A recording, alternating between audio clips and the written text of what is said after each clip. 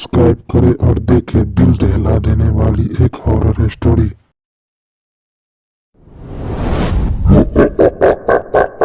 उसके मुंह से जानवरों के जैसे गुर्राने की आवाजें निकल रही थी। वो जानवरों की तरह हरकत करने लगा था।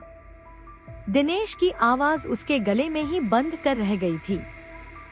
वो क्या बोल रहा था कुछ समझ नहीं आ रहा था। सुबह तक दिनेश ठीक हो गया और बेहोश रहा। शायद इन सब से उसका शरीर थकने लगा था। उसका चेहरा पीला पड़ने लगा था। शरीर सूख कर लकड़ी जैसा हो चला था। फिर भी कहीं ना कहीं मेरा भाई इन बुरी शक्तियों से लड़ रहा था, मुझे यकीन था। कुछ दिन और बीतने पर दिवाली को त्योहार आ गया था। धनतेरस का दिन था और मैं टीवी देख रहा था। दिनेश कमरे में आया और बेहोश हो गया। मुझे लगा वापस वही सब शुरू होने वाला है, तो मैंने उसे कुर्सी से बांध दिया। दिनेश थोड़ा होश में आया और उस आधी बेहोशी की हालता में उसने मुझसे कहा, भाई अब मैं नहीं बचूंगा, मैं खत्म हो जाऊंगा। ये सुनकर मेरी आंखों से आंसू आ गए। मैं अपने भाई को इस तरह जिंदगी से हारते नहीं देखना चाहता था। दिनेश भी रो रहा था, भाई मैं मर जाऊंगा। मैंने खुद को संभाला और दिनेश को बांध दिया। बाइक ली और एक दोस्त को साथ लेकर मैं उसी तांत्रिक को बुलाने निकला। मांडल के घनघोर जंगल, घुप्पा अंधेरा। मैं तांत्रिक के घर पहुंचा। तांत्रिक भी उस दिन शराब के नशे में था। उसे बाइक पर बीच में बैठा कर ले आए। तांत्रिक का खुद का शरीर बस में नहीं था। गिरता पड़ता वो दिनेश के पास पहुंचा। जैसे ही उसने दिनेश का हाथ पकड़ा, उस तांत्रिक का सारा नशा उतर गया। उसने वही पूजा दोहराई और सुबह होने तक दिनेश फिर ठीक हो गया।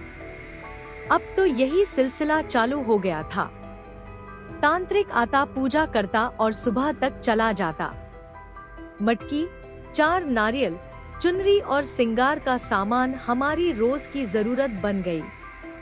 ये सब चीजें अब घर में हर समय मौजूद रहने लगी। रोज रात घिरते घर में मनहूसियत सी छा जाती। घर के एक कोने में शराब की बोतलों का ढेर इकट्ठा हो गया था। ऐसा कोई मंदिर नहीं बचा, कोई मस्जिद नहीं बची जहां दिनेश का इलाज नहीं करवाया। अंत में किसी ने कलकत्ता के काली मंदिर जाने का सुझाव दिया। वहां जाकर दिनेश का इलाज कराया। यहाँ भी उसकी वही मांग जारी थी। मटकी, 4 नारियल, चुनरी और सिंगार के सामान की।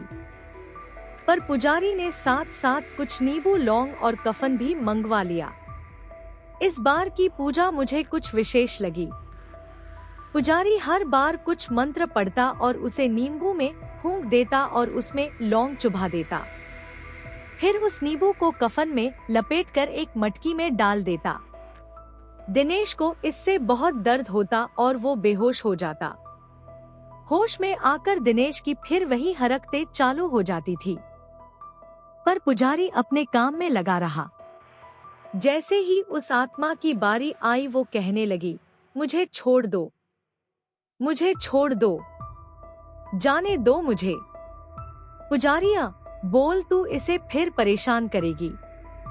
नहीं करूंगी, नहीं करूंगी, मुझे माफ कर दो, मुझे जाने दो। पुजारी, क्यों परेशान कर रही है इस बच्चे को? पीछा छोड़ इस बच्चे का, वापस जा, लौट जा जहां से भी तू आई है। पुजारी ने ऐसा 8 से 10 बार किया और तंत्रा को भी उसने कैद कर लिया। अंत में पुजारी ने वो मटकी हमें दी और कहा, इस बच्चे के अंदर दुष्ट आत्माओं ने डेरा जमा लिया था। सारी आत्माओं को इस मटकी में कैद कर दिया है। इसे ले जाकर शमशान में गाड़ दो और ध्यान रहे नंगे पैर ही जाना। हम उस मटकी को शमशान गाड़ आए। ताज्जुब तो यह था, पूरा रास्ता जंगल होकर गुजरता था। रास्ते में नंगे पैरों पर एक भी कांटा ना चुभा। ऐसा लग रहा था जैसे रूई पर चलकर हम उस जगह तक पहुँचे थे।